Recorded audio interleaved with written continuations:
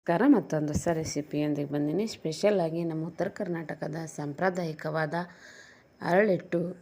ಅರಳಿಟ್ಟಿನ ಉಂಡೆ ಮಾಡೋದು, ಜೋಳದಿಂದ ಅರಳು ಮಾಡಿ ಅರಳಿಟ್ಟಿನ ಉಂಡೆ ಮಾಡೋದು ತೋರಿಸ್ತೀನಿ.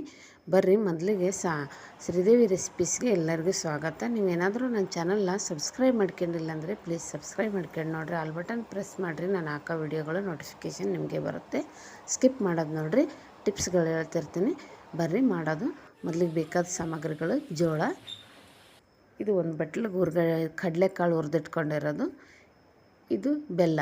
ಮೂರೇ ಸಾಮಾನ್ಯದಿಂದ ಮಾಡೋದು ತೋರಿಸ್ತೀನಿ. ಬರ್ರಿ ನೋಡಿ. ಇದು ಜೋಳ, ನಮ್ಮ ಕಡೆ ಇದು ಹಳ್ಳಿನ ಜೋಳ ಅಂತಲೇ ಬೇರೆ ಸಿಗುತ್ತೆ. ಇದು ಎಲ್ಲರೂ ಅಂಗಡಿಲಿ ಮನೆಗಳಲ್ಲಿ ಬೆಳೆದಿರ್ತಾರಲ್ಲ, ಮನೆಗಳಲ್ಲೂ ಇರುತ್ತೆ, ಅಂಗಡಿಲೂ ಇರ್ತದೆ. ನಿಮ್ಮ ಕಡೆ ಸಿಕ್ಕಿಲ್ಲ ಅಂದರೆ ಈ ರೊಟ್ಟಿ ಮಾಡೋ ಜೋಳದಿಂದನೂ ಇದನ್ನು ಮಾಡ್ಬೋದು. ಮಾಡೋದು ಹೆಂಗಂತ ತೋರಿಸ್ತೀನಿ. Same method. ಜೋಳ ಯಾವ ಸಿಗುತ್ತೆ ಅದು ತೊಗೊಳ್ಳಿ. ಇದು ನಮ್ಮದು ಅರಳು ಮಾಡೋ ಜೋಳನೇ ತೊಗೊಂಡಿದ್ದೀನಿ ನಾನು. ನಮ್ಮ ಕಡೆ ಸಿಗ್ತಾವಲ್ಲ, ನಿಮ್ಮ ಕಡೆ ಸಿಕ್ಕಿಲ್ಲ ಅಂದರೆ ರೊಟ್ಟಿ ಮಾಡೋದು ತೊಗೊಳ್ರಿ. ಇವಾಗ ಮಾಡೋ ವಿಧಾನ: ಮೊದಲಿಗೆ ನೋಡಿ, ಈ ಕಡೆ ಗ್ಯಾಸ್ ಮೇಲೆ ನೀರು ಕಾಯಿಸೋಕ್ಕಿಟ್ಟಿದ್ದೆ. ನೀರು ಬಿಸಿಯಾಗಿದೆ. ಇದು ಒಂದು ಕುದಿ ನೀರು ಬರೋಷ್ಟಿಗೆ ತೊಗೋಬೇಕು. ತೊಗೊಂಡು ಇವಾಗ ಇದಕ್ಕೆ ಅರಳು ಏನಕ್ಕೆ ಹಾಕಿಟ್ಕೊಂಡಿದ್ದೆ, ಈ ಜೋಳ, ಅರಳಿನ ಜೋಳ, ಅದಕ್ಕೆ ಈ ನೀರು ಸುರಿಬೇಕು. ಸುರಿಬಿಟ್ಟು ಒಂದು ಚಮಚ ತೊಗೊಳ್ಳೋಣ. ಚಮಚ ತೊಗೊಂಡು ಈ ಥರ ತಿರುಗಿಸ್ಬಿಟ್ಟು ಇದನ್ನು ನೋಡಿರಿ, ಈ ಥರ ತಿರುಗಿಸಿ ಒಂದು ಪ್ಲೇಟ್ ಮುಚ್ಚಿ ಇಟ್ಬಿಡೋಣ. ಇದನ್ನು ಒಂದು 3 ರಿಂದ 4 ನಿಮಿಷ ಇಟ್ಟರೆ ಸಾಕು, ಜಾಸ್ತಿ ಏನು ಬೇಡ. ನೋಡಿ, ಇಷ್ಟ ಆಗುತ್ತೆ. ಸರಿ. ಇದನ್ನು ಇವಾಗ ಒಂದು 4 ನಿಮಿಷ ಆದಮೇಲೆ ತೆಗೆದುಬಿಟ್ಟು ಒಂದು ಈ ಥರ ಸಾಣಿ ಮಾಡೋ ಜಲ್ಡಿ ಇರ್ತದಲ್ಲ, ಓಲೆ ಇರೋದು, ಅದಕ್ಕೆ ತೊಗೊಂಡು ಒಂದು ಬಟ್ಟೆ ಹಾಕ್ಕೊಂಡ್ಬಿಡೋಣ. ಇದಕ್ಕೆ ಒಂದು ಬಟ್ಟೆ ಹಾಕಿ ಇದ್ರ ಮೇಲೆ ಈ ಜೋಳನ ಹಾಕಿಬಿಡೋಣ. ಇವಾಗ ನೋಡಿರಿ, ಇಷ್ಟು ಹಾಕಿದರೆ ಇದು ನೀರೆಲ್ಲ ಕೆಳಗೆ ಇಳಿಯೋಕ್ಕೆ ಒಂದು ಕೆಳಗೆ ಬೋಗಣೆ ಇಟ್ಟಿದ್ದೀನಿ. ನೀರೆಲ್ಲ ಅದರಲ್ಲಿ ಜಾಲಿಸ್ಕೊಂಬಿಡ್ತದೆ. ಆಮೇಲೆ ಆ ನೀರು ಇದನ್ನು ಬಟ್ಟೆನ ಮೇಲೆ ಮುಚ್ಚಿ ಒಂದು ಸ್ವಲ್ಪ ಹೊತ್ತು ಇಟ್ಬಿಟ್ರೆ ಅದು ನೀರಿನ ಅಂಶ ಎಲ್ಲ ಇಳಿಬೇಕು. ಅಷ್ಟೊತ್ತನ ಇಟ್ಬಿಡೋಣ. ಇಟ್ಕೊಳ್ಳಿ. ನೋಡಿ, ಇವಾಗ ಎಷ್ಟು ನೀರೆಲ್ಲ ಇಳ್ಕೊಂಡಿದೆ. ಇದನ್ನು ತಗೊಂಡು ಅದೇ ಬಟ್ಟೆಲಾದರೂ ಆಯಿತು, ಇಲ್ಲ ಬೇರೆ ಬಟ್ಟೆಲಾದರೂ ತೊಗೊಂಡ್ಬಿಟ್ಟು ಈ ಕಡೆ ಹಿಂಗೆ ಆರಿಸ್ಕೊಂಬಿಡ್ಬೇಕು. ಆರಕ್ಕೆ ಹಾಕಬೇಕು. ಇದು ಒಂದು ಕಡಿಮೆ ಅಂದರೂ 2 ಅವರ್ ಆದರೂ ಒಣಗಿಸ್ಬೇಕು. ಸ್ವಲ್ಪ ಜಾಸ್ತಿ ಒಣಗಿದ್ರೂ ನಡೀತದೆ. ನೋಡಿ, ಇವಾಗ 2 ಅವರ್ ಆಯ್ತಿದು. ಎಷ್ಟು ಚಲೋ ಒಣಗ್ಯಾವ ಆಗಲೇ ಗೊತ್ತಾಗ್ತದೆ ಅಲ್ಲ. ಸ್ವಲ್ಪ ಡ್ರೈ ಆಗಿರ್ಬೇಕೆಲ್ಲ. ಆ ನೀರಿನ ಅಂಶ ಎಲ್ಲ ಹೋಗಿದ್ರೆ ಸಾಕು. ಪೂರ್ತಿ ಬಿಸಿಲಲ್ಲಿ ಏನು ಒಣಗಿಸ್ಬಾರ್ದು, ನೆರಳಲ್ಲೇ ಒಣಗಿಸ್ಕೋಬೇಕು. ಫ್ಯಾನ್ ಹಾಕಿಬಿಟ್ಟು ಒಣಗಿಸ್ಕೊಳ್ಳಿ. ಇಷ್ಟು ನೋಡಿ, ರೆಡಿ ಆಯ್ತು ಇವಾಗ ಜೋಳ. ಈ ಕಡೆ ಒಂದು ದಪ್ಪ ತಳ ಇರೋ ಪಾತ್ರೆನ ಗ್ಯಾಸ್ ಮೇಲೆ ಇಡೋಣ. ಗ್ಯಾಸ್ ಆನ್ ಮಾಡ್ಕೊಂಡು ನೋಡಿರಿ, ಇಷ್ಟಿಷ್ಟೇ ಜೋಳ ಹಾಕೋಣ. ಜಾಸ್ತಿ ಹಾಕ್ಬಾರ್ದು. ಸ್ವಲ್ಪ ಹಾಕಿ ನಿಧಾನಕ್ಕೆ ಒಂದು ಚಮಚನ ತೊಗೊಳ್ಳಿ, ಇಲ್ಲ ಈ ಥರ ತೊಗೊಂಡ್ಬಿಟ್ಟು ಅದರಿಂದ ನಿಧಾನಕ್ಕೆ ಸ್ವಲ್ಪ ತಿರುವಾಡ್ರಿ. ಗ್ಯಾಸ್ ಮೀಡಿಯಮಲ್ಲಿರಲಿ. ನೋಡಿ, ಚಟಪಟ ಬರೋ ಟೈಮಲ್ಲಿ ಒಂದು ಬಟ್ಟೆ ಹಾಕಿಬಿಡಿ. ಅದ್ರ ಮೇಲೆ ಹಾಕಿ ಹಿಂಗೆ ತಿರುಗಿಸ್ತಾ ಇದ್ದರೆ ನೋಡಿ ಜೋಳ ಅಳ್ಕೊಂಬಿಡ್ತೈತೆ. ನೋಡಿ, ತಿರುಗಿಸ್ತಾ ಇರಬೇಕು, ಇಲ್ಲಾಂದರೆ ಒಂದೇ ಕಡೆ ತಳಸಿದೋಗೋ ಚಾನ್ಸಸ್ ಇರುತ್ತೆ. ಈ ಥರ ತಿರುಗಿಸಿ ರೆಡಿ ಮಾಡ್ಕೊಂಡು ಇವಾಗ ನೋಡಿ, ಬಟ್ಟೆ ಇದೆ ಟಪ್ ಸೌಂಡ್ ಬರ್ತಾ ಇರ್ತಲ್ಲ, ಸೌಂಡ್ ಬರೋದು ಕಡಿಮೆ ಆದ ತಕ್ಷಣ ಬಟ್ಟೆ ತೆಗೆದು ಬಿಡೋಣ. ಈ ಬಟ್ಟೆ ನೋಡಿ, ಇಷ್ಟು ಅರಳು ರೆಡಿ ಆಯಿತು. ಇನ್ನೊಂದು ಸ್ವಲ್ಪ ಜೋಳ ಹಾಕ್ತೀನಿ. ಇಷ್ಟಿಷ್ಟೇ ಹಾಕ್ಕೊಂಡು ಇದು ಅದೇ ಮೆಥಡಲ್ಲಿ ಇದನ್ನು ಸ್ವಲ್ಪ ಅರಳು ಮಾಡ್ಕೊಂಬಿಡೋಣ.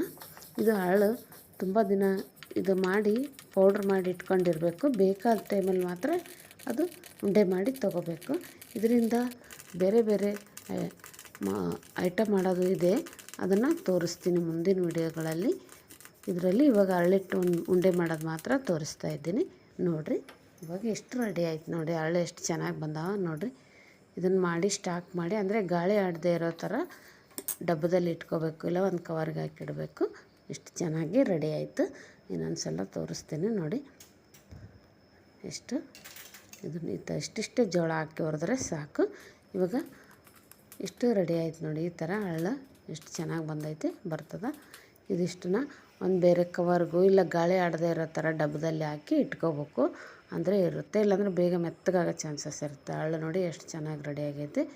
ಬರೀ ಇವಾಗಿದು ಕಡಲೆಕಾಳು ತೊಗೊಂಡಿದ್ನಲ್ಲ, ಬರೀ ಅರಳಿಟ್ಟಿನ ಮಾತ್ರ ಮಾಡ್ಬೋದು. ಈ ಥರ ಕಡಲೆಕಾಳು ಹಾಕಿ ಮಾಡೋದ್ರಿಂದ ಇನ್ನೂ ಟೇಸ್ಟ್ ಚೆನ್ನಾಗಿ ಕೊಡುತ್ತೆ. ಇದನ್ನು ಸ್ವಲ್ಪ ಮೀಡಿಯಮಲ್ಲಿ ಇಟ್ಕೊಂಡು ಇದನ್ನು ಹುರ್ಕೊಳ್ಳೋಣ. ನೋಡಿ, ಇಷ್ಟು ಅದು ಬಾಯಿ ಬಿಟ್ಕೊತ ಐತೆ ನೋಡಿ. ಆವಾಗ ಇಷ್ಟು ಬಿಟ್ಕೊಳ್ಳೋ ಟೈಮಲ್ಲಿ ತೆಗೆದು ಒಂದು ಕಡೆ ಇಟ್ಕೊಂಬಿಡೋಣ. ಇದು ಅರಳನ್ನು ನೋಡಿ, ಇಷ್ಟೆಲ್ಲ ರೆಡಿ ಆಯಿತು. ಇವಾಗ ಇದನ್ನು ಅದು ಸ್ವಲ್ಪ ಹಿಂಗೆ ಜಲಿಸಿ ಒಂದೊಂದು ಹಳ್ಳಾಗದೆ ಇರೋ ಜೋಳ ಉಳ್ಕೊಂಡಿರ್ತಾವಲ್ಲ ಅದಕ್ಕೆ ಈ ಥರ ಮೇಲೆ ಹಿಂಗೆ ಜಾಲಿಸ್ಕೊಂಡು ಮೇಲ್ಮೇಲೆ ಇರೋದು ಮಾತ್ರ ಎಲ್ಲ ಎತ್ಕೊಂಬಿಡೋಣ.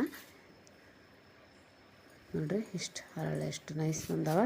ಅದನ್ನೆಲ್ಲ ತೊಗೊಂಡು ಇದು ಜೋಳ ಉಳಿದಿರ್ತಲ್ಲ ಇದನ್ನು ಚೆಲ್ಬೇಡ್ದು, ವೇಸ್ಟ್ ಮಾಡಬೇಡ್ದು. ಇದನ್ನು ಉಂಡೆ ಮಾಡೋಕ್ಕೆ ಹಾಕ್ಕೋಬೇಕು. ಈ ಥರ ಎಲ್ಲ ಹರಳೆಲ್ಲ ಮೊದಲೇ ಸಪ್ರೇಟ್ ಮಾಡಿ ಈ ಜೋಳ ಮಾಡಿರೋದೆಲ್ಲ ತೊಗೊಳ್ಳೋಣ. ಇದನ್ನು ಮಿಕ್ಸಿ ಜಾರಲ್ಲಿ ಹಾಕೊಳ್ಳೋಣ. ಈ ಜೋಳ ಒಂದು ಸ್ವಲ್ಪ ಉಳ್ಕೊಂಡಿರ್ತಾವಲ್ಲ ಅದನ್ನು ಇನ್ನು ಸ್ವಲ್ಪ ಇವಾಗ ಕಡಲೆಕಾಳು ಹಾಕೋಣ. ಹುರಿದಿಟ್ಕೊಂಡಿದ್ವಲ್ಲ ಈ ಕಡಲೆಕಾಳು ಹಾಕಿ ಇದನ್ನು ಆಮೇಲೆ ಜೋಳ ಇನ್ನೂ ಸ್ವಲ್ಪ ಬೇಕಾದ್ರೆ ಹಾಕ್ಕೊಂಡು ಒಂದು ಏಲಕ್ಕಿ ಹಾಕ್ತಾಯಿದ್ದೀನಿ. ಹಾಕಿಬಿಟ್ಟು ಇದನ್ನು ಮಿಕ್ಸಿಲಿ ನುಣ್ಣಗೆ ಪೌಡ್ರ್ ಮಾಡ್ಕೋಬೇಕು. ಸ್ವಲ್ಪ ನಿಧಾನಕ್ಕೆ ನೋಡಿ ಮಾಡ್ಕೊಳ್ರಿ ಪೌಡ್ರ್, ತರಿ ಇರಬಾರ್ದು, ಸ್ವಲ್ಪ ನುಣ್ಣಗೆ ಮಾಡ್ಕೊಳ್ಳಿ. ಈ ಕಡೆ ಒಂದು ಪಾತ್ರೆ ತಗೊಳ್ಳೋಣ. ಇದಕ್ಕೆ ಬೆಲ್ಲ ಹಾಕ್ತಾಯಿದ್ದೀನಿ. ಬೆಲ್ಲ ಹಾಕಿ ಸ್ವಲ್ಪ ಅದು ಮುಣಗೋಷ್ಟು ನೀರು ಹಾಕೋಣ. ನೀರು ಹಾಕಿ ಆಮೇಲೆ ಇಷ್ಟಾದರೆ ಸಾಕು ಇವಾಗ ಪೌಡ್ರು. ಇದನ್ನು ಒಂದು ಪಾತ್ರೆಗೆ ಇಲ್ಲ ಒಂದು ತಟ್ಟೆಗೆ ಇಲ್ಲ ಒಂದು ಬೌಲ್ಗೆ ಹಾಕ್ಕೊಂಡು ಈ ಬೆಲ್ಲ ಏನಿತ್ತಲ್ಲ ಒಂಚೂರು ಬಿಸಿ ಮಾಡ್ಕೊಂಡಿದ್ದೀನಿ ಪಾಕ ಬರಲಿ ಅಂತ. ಒಂಚೂರು ಅದನ್ನು ಈ ಥರ ನಮ್ಮ ಮಧ್ಯದಲ್ಲಿ ಸ್ವಲ್ಪ ಇದು ಮಾಡಿಬಿಟ್ಟು ಈ ಬೆಲ್ಲ ಹಾಕ್ಕೊಂಬಿಡೋಣ. ನೋಡಿ ಒಂದೊಂದರಲ್ಲಿ ಕಸರು ಇರುತ್ತೆ, ಇದರಲ್ಲಿ ಏನು ಕಸರಿಲ್ಲ ಆದರೂ ನೋಡೋಣ ಅಂತ ಜಾಲಿಸಿದೆ. ಈ ಥರ ಇದು ಮಾಡಿ ತೆಗೆದು ಇಟ್ಕೊಳ್ಳೋಣ. ಸ್ವಲ್ಪ ಬಿಸಿ ಇದೆ ನೋಡ್ಕೊಂಡು ಕಲಿಸ್ಕೊಳ್ಳಿ. ಇದು ಪೌಡ್ರು ಜಾಸ್ತಿ ಮಾಡಿ ಇಟ್ಕೊಬೋದು, ಆದರೆ ಉಂಡೆ ಮಾತ್ರ ಯಾವಾಗ ಬೇಕಾಗುತ್ತೆ ಅವಾಗ ಮಾತ್ರ ಸ್ವಲ್ಪ ಕಲಿಸ್ಕೊಂಡು ಉಂಡೆ ಕಟ್ಕೋಬೇಕು. ಇದು ಜಾಸ್ತಿ ದಿನ ಸ್ಟೋರ್ ಮಾಡೋಕ್ಕಾಗಲ್ಲ, 2 ದಿನ ಇಡ್ಬೋದು ಅಷ್ಟೇ. ಇದನ್ನು ಈ ಥರ ಕಲಿಸ್ಕೊಳ್ರಿ. ಹಿಟ್ಟು ನಾದ್ತೀವಲ್ಲ ಆ ಥರ ನಾದ್ಕೊಂಡ್ರೆ ಇದು ನೋಡಿ ಸ್ವಲ್ಪ ಕಡಿಮೆ ಬಿತ್ತಂದರೆ ಬೆಲ್ಲದ ಪಾಕ ಇನ್ನೊಂದು ಚೂರು ಹಾಕ್ಕೊಳ್ಳಿ. ಇಷ್ಟಿಷ್ಟು ತೊಗೊಂಡು ಉಂಡೆ ನಿಮ್ಗೆ ಯಾವ ಸೈಜಲ್ಲಿ ಬೇಕು ಆ ಸೈಜಲ್ಲಿ ನೋಡಿಬಿಟ್ಟು ಉಂಡೆ ಕಟ್ಕೊಳ್ಳೋಣ. ಈ ಥರ ಉಂಡೆ ಮಾಡ್ಕೊಂಡು ಹಿಂಗೆ ರೌಂಡ್ ಶೇಪ್ ಬರೋ ಥರ ಹಿಂಗೆ ಮಾಡ್ಕೊಳ್ರಿ. ಮಾಡ್ಕೊಂಡು ಹಿಂಗೆ ಮಾಡಿದರೆ ಸ್ವಲ್ಪ ಶೈನಿಂಗ್ ಬರುತ್ತೆ, ಅದಕ್ಕೆ ಈ ಥರ ಮಾಡೋದು. ಸ್ವಲ್ಪ ಕೈಗೆ ತುಪ್ಪನೋ ಎಣ್ಣೆನೋ ಏನೋ ಸವರ್ಕೊಂಡು ಈ ಥರ ಮಾಡಿದರೆ ನೋಡಿ ಹೆಂಗೆ ಶೈನಿಂಗ್ ಬಂದೈತೆ. ಇಷ್ಟು ಇವಾಗ ಇನ್ನೊಂದು ಉಂಡೆ ಮಾಡೋಕ್ಕೆ ತೋರಿಸ್ತೀನಿ. ಈಸಿಯಾಗಿ ಸುಲಭವಾಗಿ ಮಾಡ್ಬೋದು. ನಾಗರ ಪಂಚಮಿಗೆಲ್ಲ ಥರ ಉಂಡೆಗಳು ಬೇಕಲ್ಲ ಹಾಕ್ತಾಯಿರ್ತೀನಿ, ನೀವು ನೋಡ್ತಾಯಿರ್ರಿ. ಇನ್ನು ಹಬ್ಬಗಳು ಗೌರಿ ಗಣೇಶ ಹಬ್ಬ ವರಮಹಾಲಕ್ಷ್ಮಿ ಹಬ್ಬಕ್ಕೆಲ್ಲ ಚಕ್ಕಲಿ ಎಲ್ಲ ಮಾಡೋದು ಎಲ್ಲ ಇದ್ದಾವೆ ಉಂಡೆಗಳು ಹಾಕಿರ್ತೀನಿ. ನೋಡಿರಿ ಸ್ಕಿಪ್ ಮಾಡಿದೆ ಸಪೋರ್ಟ್ ಮಾಡಿರಿ ನನ್ನ ವಿಡಿಯೋಗೆ. ನಿಮ್ಮ ಫ್ರೆಂಡ್ಸು ಫ್ಯಾಮಿಲಿಗೆ ಎಲ್ಲರಿಗೂ ಶೇರ್ ಮಾಡಿರಿ. ನೋಡಿ ಇಷ್ಟು 5 ಉಂಡೆ ರೆಡಿ ಆದವು. ನೈವೇದ್ಯಕ್ಕಂತ ರೆಡಿ ಮಾಡ್ಕೊಂಡಿದ್ದೀನಿ. ನಿಮ್ಗೆ ಇಷ್ಟ 2 ದಿನಕ್ಕೊಂದು ಟೈಮ್ ಇಷ್ಟು ಮಾಡ್ಕೊಂಡು ಇಟ್ಕೊಬೋದು. ಇದು ಜಾಸ್ತಿ ಮಾಡಿಟ್ರೆ ಸ್ಟೋರ್ ಮಾಡೋಕ್ಕಾಗಲ್ಲ. ಇದನ್ನು ತುಪ್ಪ ಹಾಲು ಹಾಕ್ಕೊಂಡು ತಿಂತಾಯಿದ್ರೆ ತುಂಬ ಟೇಸ್ಟ್ ಚೆನ್ನಾಗಿರುತ್ತೆ. ನೋಡಿರಿ ಇಷ್ಟು ಉಂಡೆ ಇವಾಗ ನಾಗರ ಪಂಚಮಿಗೆ ರೆಡಿ ಆಯಿತು. ನೀವು ಈ ವಿಡಿಯೋ ನೋಡಿಬಿಟ್ಟು ನೀವು ನಿಮ್ಮ ಮನೇಲಿ ಮಾಡ್ತೀರ ಅಂದ್ಕೊಂಡಿದ್ದೀನಿ. ಹಳ್ಳು ಮಾಡೋದು ಸುಲಭವಾಗಿ ತೋರಿಸಿದ್ದೀನಿ. ನಿಮ್ಮೆಲ್ಲರಿಗೂ ಇಷ್ಟ ಆಗಿರುತ್ತೆ ಅಂದ್ಕೊತೀನಿ.